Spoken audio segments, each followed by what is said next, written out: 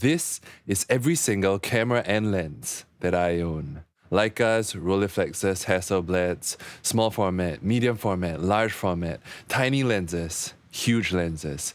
Today, we're going to be taking a look at everything. Got your coffee? Go to somewhere comfortable, sit back, relax, and get ready, because today's video is going to be like nothing I've ever done so far. But it's also the one that I'm most excited about. In fact, I'm so excited about it that I'm wearing a shirt. Well, anyway, it's been over a year now on YouTube. And if you asked me back in 2009, there would have been no way that I could have imagined that one day I would make a video talking about photography gear, because I was the kind of person who just viewed a camera as a box, a machine that makes pictures. And so I'd say that just use whatever camera that you have access to, right? And just make the best photos that you can. I was that guy who went low to the ground, set my camera to continuous focus, and just fired 20 frames per second, choosing the best pictures later. And I could never see cameras and lenses as more than just tools.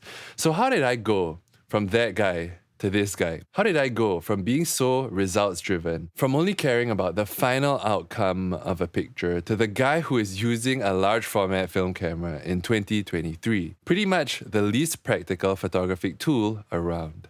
Well, I realized that it had a lot to do with the way I saw things. You see, I got into photography as work very quickly in my journey. Within the first 2 to 3 years of learning the basics, there I was, in the heat of things, already apprenticing a really experienced photographer on the job. I'd show up for shoots and then learn on the field, head back to the studio and get all my pictures brutally critiqued. Back then, I only had one camera and one lens, a Canon 400D and a kit lens. And I used that for the first couple of years starting out. But when I really knew that photography was for me, I used the money I made to upgrade to a brand new Canon EOS 7D. I remember the feeling of anticipation when the 7D Mark I just came out, and that camera went on to become my main camera along with a 35mm f1.4 L lens. Yes, I mentioned L because I felt so legit with my red ring. So that lens was the main one for about 5 years, and in fact, that's the exact lens that you've been looking through on all my YouTube videos here on this channel. And so that lens is still serving me to this day. Anyway, back to gear. The 7D is a 1.6 times crop, so the 35 f1.4 L was a 50mm equivalent. And that was my main perspective, 50mm, for most of the pictures that I was making. But having just one lens, one perspective at a shoot, you definitely need other focal lengths as well. Sometimes a telephoto, sometimes an ultra-wide. And I didn't own any of those, but working at a studio, every time I'd show up for a shoot, and I remember this so clearly, there would be just this huge bag with a ton of different lenses inside. Some of the lenses were owned by the photographer that I was apprenticing, and others were owned by the company. But some of them were borrowed as well from other photographers who worked at the studio. So there was this common pool, like a Santa bag of gear for whatever you needed. Need a 70 to 200? Grab it from the bag. Need a 1635? Grab it from the bag. 85 1.8? Go to the Santa bag. And reflecting on that, I realized that early experience dramatically shaped my relationship with gear, and it framed the way I saw cameras and lenses. They were things that fulfilled a practical need. They merely served to allow you to do something physically that you can't, to do the job, to make the picture, to solve a functional need of the picture that you're trying to make. And especially because if you imagine that Santa bag, it wasn't a high-quality premium James Bond kind of case. It was a tool bag. There was nothing sentimental about it. All the cameras and lenses in that bag were used day in, day out. They were not in very good condition. Sometimes the lenses in it smelled a bit funky. Sometimes there was oil on it. It was just a tool bag, right? It was a bit gross, but it was not meant to be anything romantic. Just take the lens, use it like a screwdriver, and do the job that you need to do. And really, it's amazing how those early experiences shape the way we see things. Even after so many years, I still remember that Santa bag. So how did I go from the guy who used whatever digital tool necessary to get a picture to the guy now using TLRs and 100-euro lenses? Well, the answer to that is the answer that pretty much saved my relationship with photography as a medium. And that answer is space. And by space, I mean headspace, because I took a break from photography to pursue cardistry. Now that's a story for another time, but taking my mind off photography and putting it into cards was probably the best thing that could have happened with my picture making, because it allowed me to reset. It gave me space to reapproach photography from not the show up and just do the job kind of perspective, where every single picture I made was tangibly valued by how much I was being paid to make it. But I was able to make pictures that I really wanted to make. And so from there, I discovered for myself, what do I really value? What do I really want to make a picture of? And discovering that freedom and permission, that I could make a picture of anything and still derive meaning from that, was immensely liberating. Now that's a journey that would take a lifetime to walk out, and I'm still in the midst of that, here with you on YouTube. But with that liberation, I had to overcome a sense of pride as well,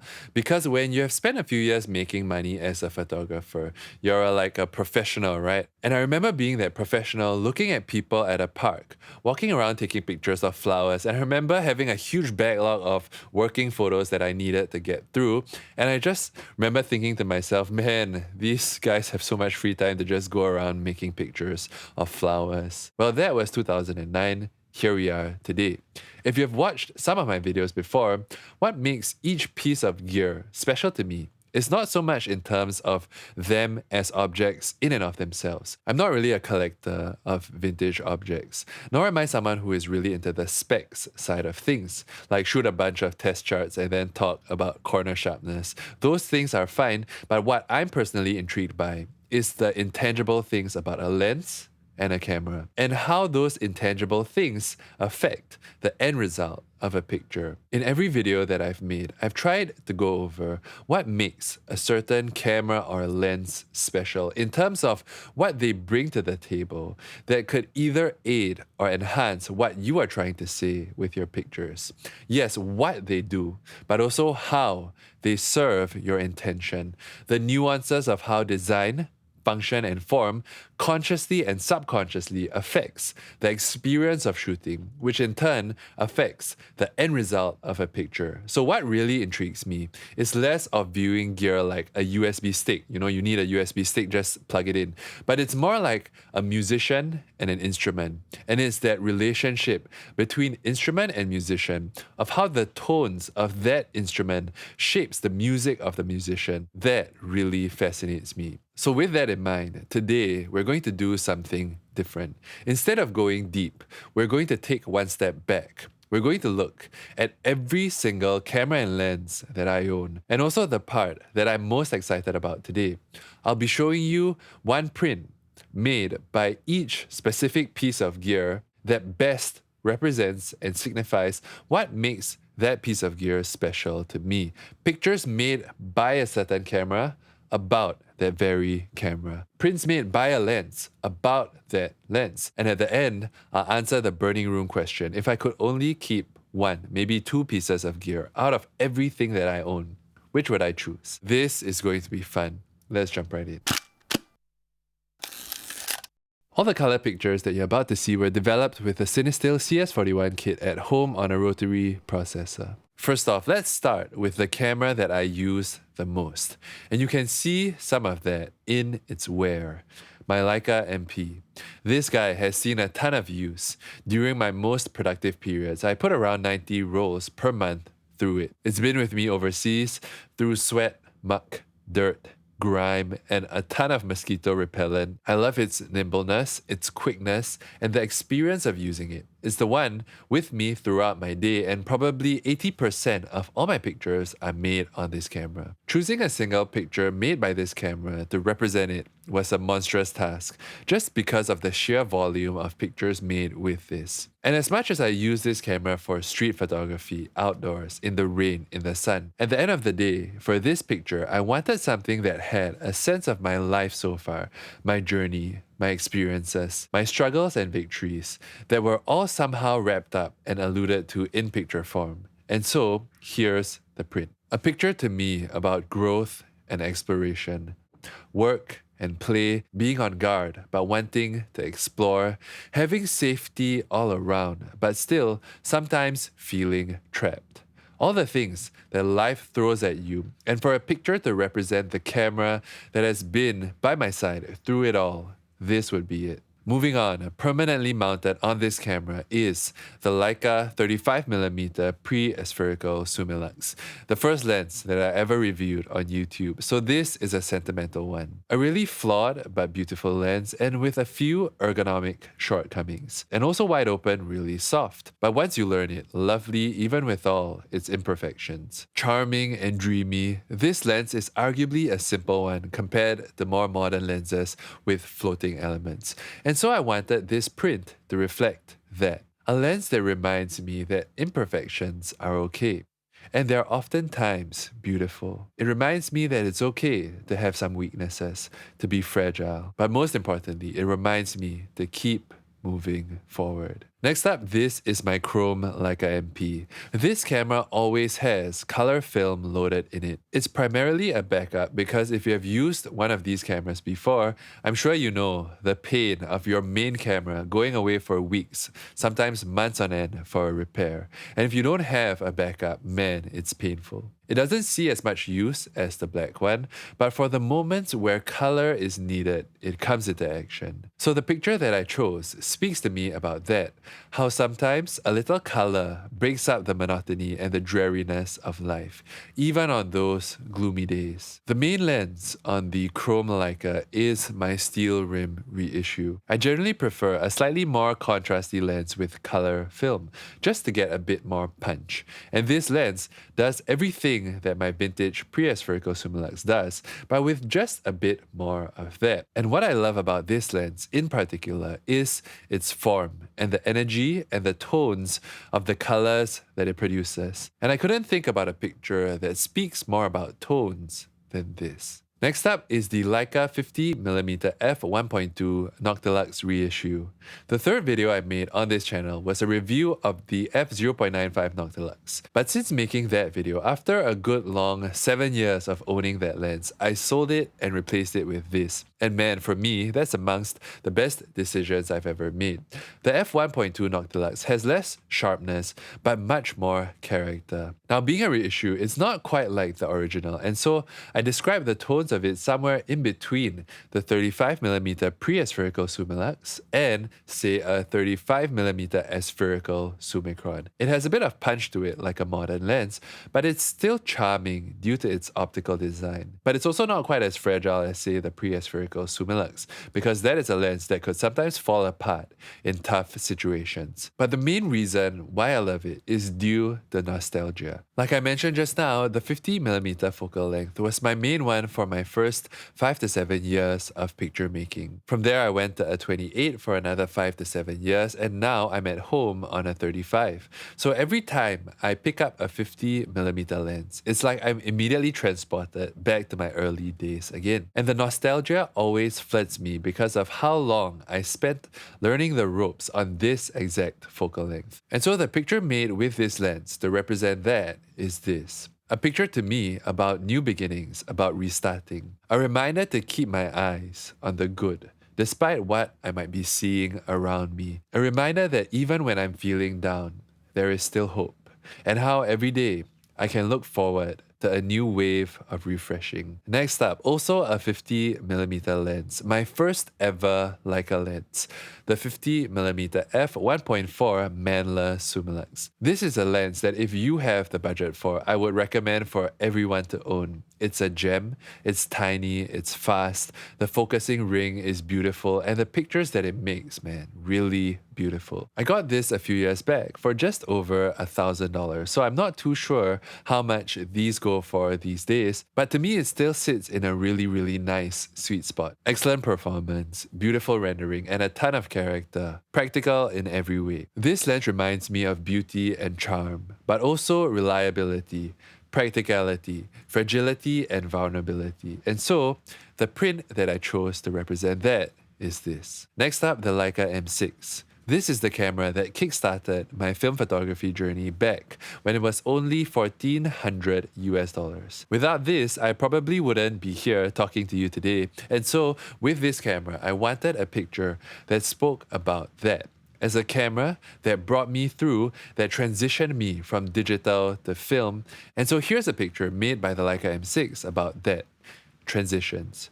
Moving from one stage of life to the next. Next up, the Leica M9. This is a camera that I recently let go of, and a full video on that is coming out soon, so subscribe to stay tuned. But I wanted to include this camera in this video still because it played a big part in my picture making journey. This camera has just been an amazing help whenever I felt that sense of film fatigue, that lingering feeling of being overwhelmed by all the developing, scanning, sleeving, filing, all the back end of film photography that no one sees. This camera always was there to give me a break from all of that. It allowed me to engage with photography in the easiest way possible, even when my mind was completely out of it. And so the print that I chose to represent that was this. This was a picture made when I was down with COVID-19 during the peak of things. I was self-isolated in my room, and granted, there were many things to do in my room, so things weren't that bad compared to many other people out there, and what more, the millions of lives lost. For me, it wasn't the symptoms that was the hard part, but that feeling of being trapped, like feeling powerless, like all I could do was wait, knowing that the door was not even locked and I could technically open it and go out, but I also couldn't. And when you're sick, you really don't want to think about making pictures at all. You just want to lie down and do nothing. And so that's where the M9 came in. It gave me something to do while I was stuck in my room. And to a certain degree, it kept me sane. It allowed me to still connect with photography. The next camera that we're going to look at is the smallest one of them all, but it's also the one that I'm the most infatuated with, the Ricoh GR1. I have a pair of them because the silver one was my first one and I used it for just about over a year and then it died and the shutter doesn't work anymore. And so I got a black one. And the great thing about still holding on to the old one that doesn't work is you can still use it for spare parts. And the only thing that doesn't work on the silver one is the shutter, but the viewfinder is fine, the lens motor is fine. So if anything dies on the black one, then I have a donor that is ready, which is great. Now my relationship with this camera is very different to that of a Leica. With a Leica, that's like a fully mechanical watch, right? And you expect it to last decades. But the Ricoh is like an old plastic watch. It does what it does really well, but you're not really sure when it might die. Every time I haven't switched it on for a few weeks, I feel slightly anxious that it won't turn on, but I'm still hanging on to it because of the many memories that this camera has given to me. It's always there when I can't have a larger camera around, and so this picture made on the GR1 represents that. The camera that gives me pictures when it would have been much more awkward to whip out a full-sized camera. When I'm in social situations, being an introvert, feeling extremely awkward, but everything inside me wants a picture to remember that day, that occasion. And so this is the camera that gives me pictures that I wouldn't have been able to make on film. Next up is a pair of Canon SLRs. And what makes them special to me is also nostalgia. My photography journey began on Canon DSLRs. I cut my teeth on them, working at a studio, so every time I pick up one of these film cameras, I'm very much reminded of those days.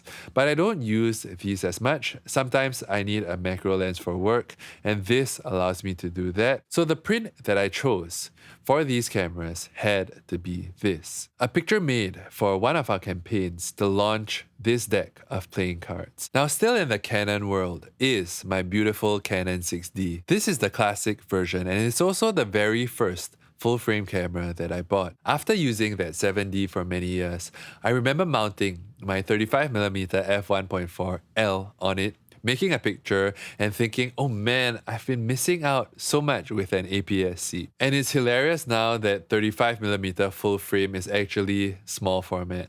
Well, anyway, the picture to represent this camera is this. This was a picture made back in 2014, and it's one that kind of speaks to my growth as a photographer as well. This was one of the very first times I had ever gone overseas by myself as an adult, without family. And if you remember that milestone for yourself, yourself, that sense of liberation is exhilarating. But more importantly, it was also the very first trip that I ever made where I was just making pictures for fun for myself. I had already some space from that whole working photographer headspace thing, and so for this trip, I just made pictures of anything and everything that fascinated me. Now that was almost 10 years ago, and I was still very far away from figuring out for myself what I wanted my pictures to say. But that's a lifelong journey. But this picture, to me, represents that innocence in picture making, still being fascinated by sunsets, still completely in love with the form and the structure of things,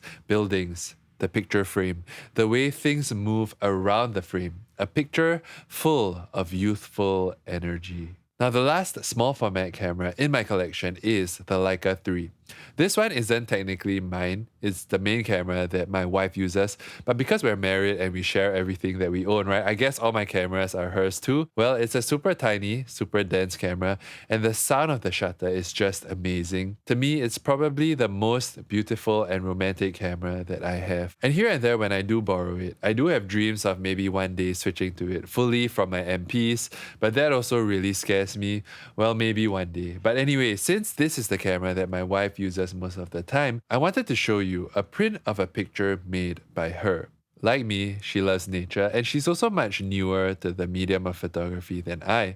Maybe she's shot 25 rolls so far, and a large part of her picture making is because I keep passing her cameras for her to play with. But this picture here represents to me a milestone of her picture making. And this is a milestone that everyone has, where one day something just clicks, where the form of the picture and the content of that picture comes together in a really beautiful synergistic way. I love the circular movement of it, the slight flare in the corner caused by a slightly fragile lens, which softens up the picture slightly. I love how the center has a deep sense of an intensity of light, which then disperses to the edges of the frame in darkness, and I love the shadows of it. Just really, really beautiful. And this picture reminds me that you don't have to be some super experienced photographer to make a beautiful picture.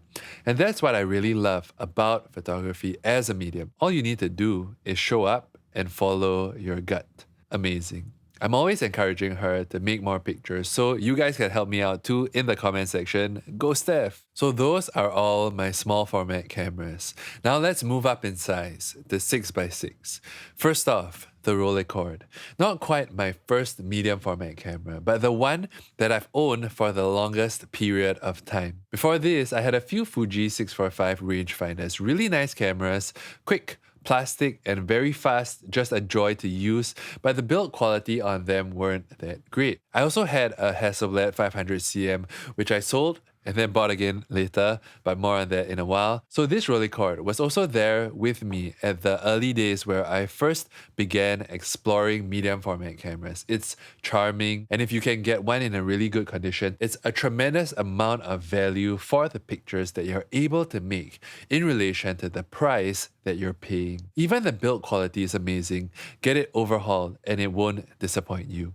Highly recommended. I paid around $400 for it, but it came with a beautiful Maxwell focusing screen already installed, which is a steal. If you're looking to explore medium format cameras, this is an amazing option, but be sure to upgrade that focusing screen because that's a huge improvement. A good focusing screen can speed up focusing by 5 to 10 times compared to a dim one, and you can use it in much lower light as well, so it makes it much more practical.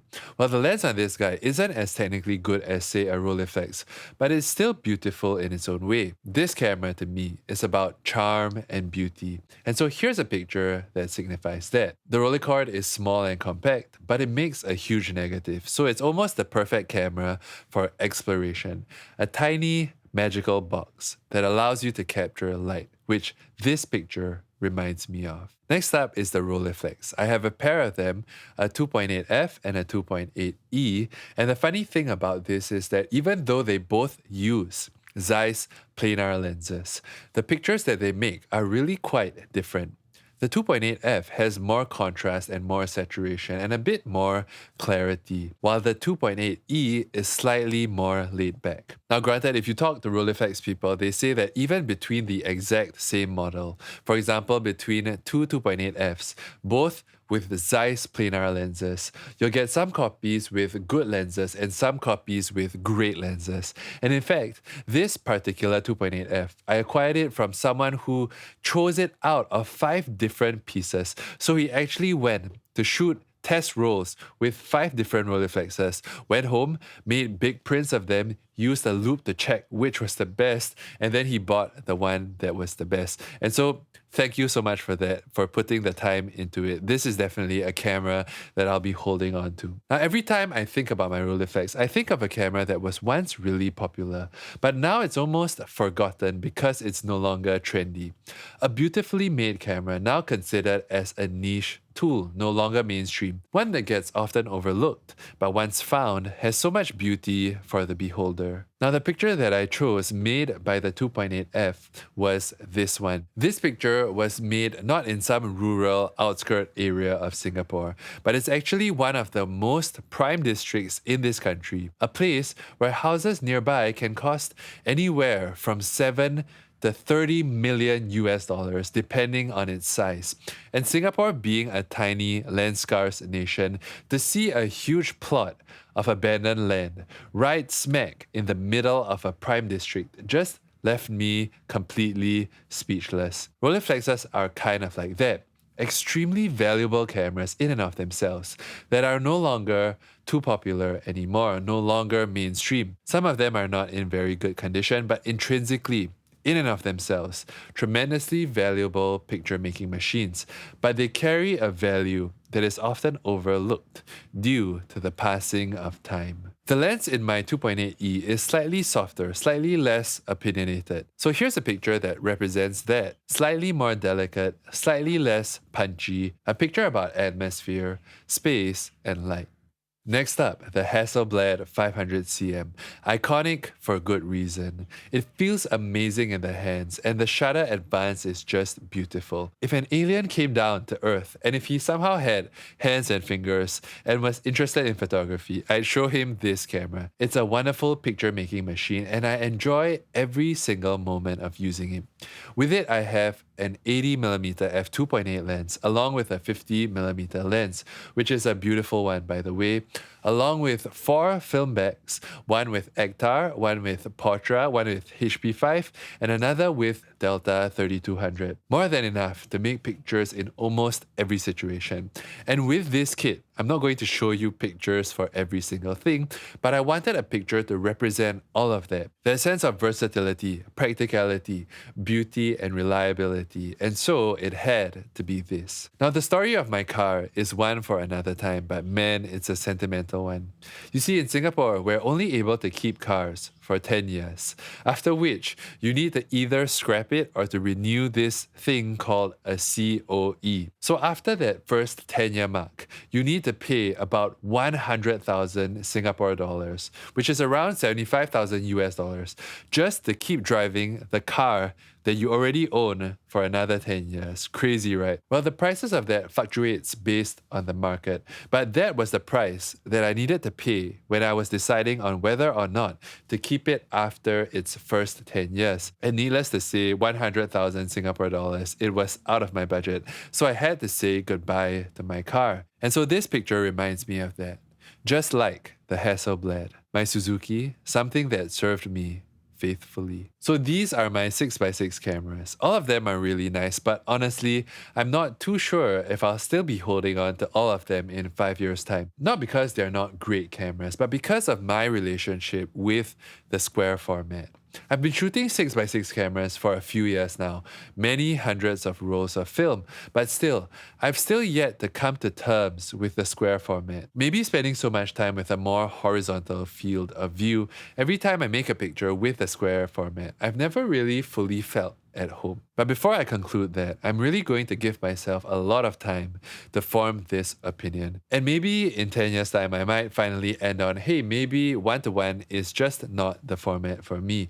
And I might move on from there. Or it also could be one day something clicks and I fully fall in love with the square format. But as of today, I'm still undecided. Well, moving on, we're getting to the sweet stuff. This format is one that I'm fully at home with and I'm absolutely in love with.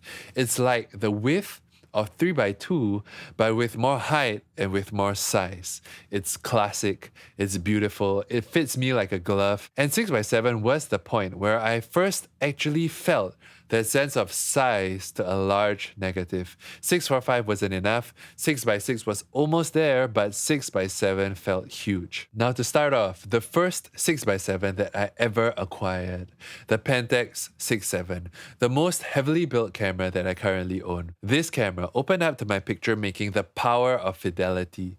It was the camera where for the first time, detail and resolution almost synergized with what I was hoping to say with a picture. It taught me about the usefulness of intricate description, not for the sake of technical perfection, but for expression. And it encouraged me to explore new territories in my picture making. And it changed my mind about many things that I used to hold on to in the past. So here's a picture made with the Pentax 6.7 about that. Now I have a pair of Pentax 6.7s. Right now, these bodies are around $500 each, which is to me a complete steal. One of them always has black and white film in it, and so that was represented by the previous picture. And the other always has color. So here's a color print that to me represents why I love my other Pentax 6.7. It gives me the ability to relive what it feels like to stand in a singular spot, to look intently at something. The thankfulness that I feel of not needing to choose between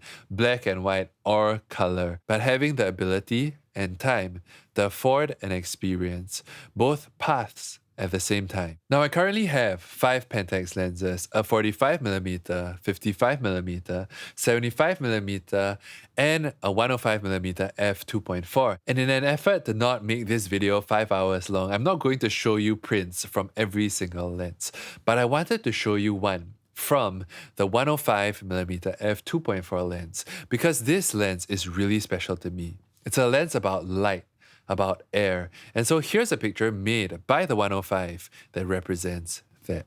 Now on to my most recent acquisitions.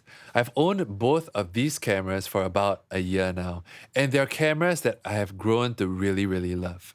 A beautiful shooting experience, robust build quality, amazing lenses. These cameras make me love picture making, and every time I use them, they still leave me feeling so thankful to be a part of this beautiful medium. The W6.7 features a 55mm lens, and it's a lens that has so much depth to it.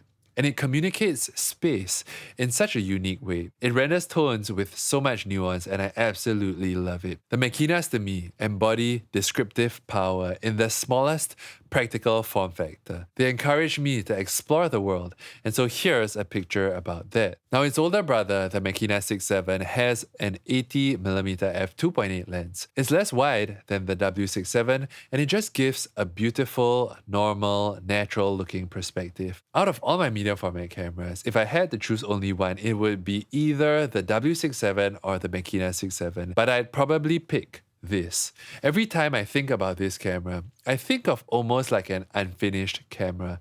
Not that it feels like a prototype or anything, but it feels like an unfinished product from an iteration point of view. Something about the form, maybe it's the bellows, the design. There's this raw, structural, first model kind of feeling to it. Kind of like the first iPhone, right? The very first one. It was a finished product, but it wasn't really at the peak of what an iPhone was imagined to be. And so as iPhones as a product got developed, they got better and better until they reached like a peak where further iteration didn't really bring anything dramatic to it. So the Makina 6.7 feels like their very first model, their first product before it got iterated upon. Now that isn't a bad thing. Sometimes those first designs, the Telecaster, they're beautiful and they endure. And so there is beauty to that raw form. And so for this camera, I went with this print. Something about it, the structural qualities of this house, the picture as a whole, it being a work in progress,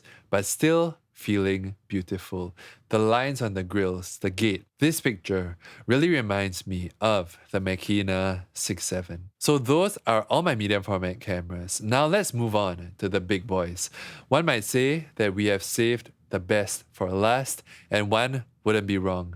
My large format cameras. Now to you large format aficionados, yes, these are only 4x5 cameras. If you shoot 8x10, you would call this crop factor, but compared to 35mm film, these negatives are huge. Now at the heart of my 4x5 work is a pair of speed graphics. There are different models. With one you'd see a side-mounted rangefinder, and the other has a top-mounted one. And more importantly, one has been modified to fit a Kodak Aero Ektar, which is pretty much my favorite lens. The speed graphic was first introduced in 1912, so this model is over 100 years old now. Now these were made up to 1973, so I'm not too sure exactly how old these specific ones are. If you are a speed graphic expert, please let me know in the comment section below, but I really love using them. And moving up, the 4x5 was one of the best things that I could have done with my photography. Story for another time again, but these cameras represent to me the most fundamental, essential photographic experience that you're able to get. Almost like picture making distilled into its most base form. You load a sheet of film at the back. There are no focusing rings, just bellows to extend the lens closer or further away from the film plane in order to focus. And you have a shutter running between the lens to control the amount of light that is hitting the film, and that's it. The fundamental principles of picture making. And with all the technological advances we have made in the modern era, to go back to a rudimentary form of picture making is something that I really, really enjoy. And so the picture that I chose to represent the speed graphic made by the speed graphic is this. Simplicity, light, and shadow, the fundamental elements of picture making. Now, I've showed this picture to quite a few people, and they have always said, "What am I looking at?" Well, the funny thing is that because I see this object every single day, I know exactly what it is, but without the contextual clues, you might just be seeing shapes. So what do you think you're looking at when you look at this picture? For 4x5 lenses, I have three really, really beautiful ones. First off is the Dallmeyer Pentac. This is a British wartime reconnaissance lens used to make surveillance pictures in World War II. This lens came to market in 1920, a whole century ago, and that's just really mind-boggling.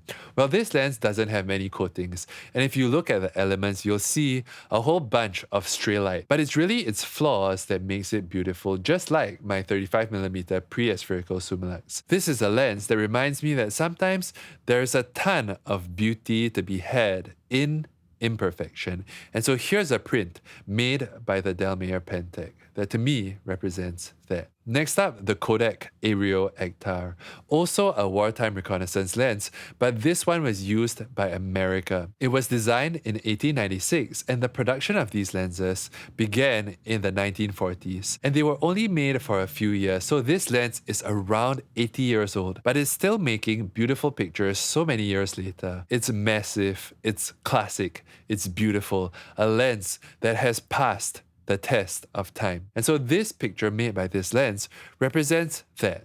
Flowers in a field, kind of what my life feels like in the grand scale of things. This lens was here before me, and it will probably be here after me as well. A lens that I'm so thankful to have had the opportunity of owning and using. Now finally, the last lens in this very long video, and probably my favorite print out of all the prints that I've shown you so far, the Rollei Heidosmat.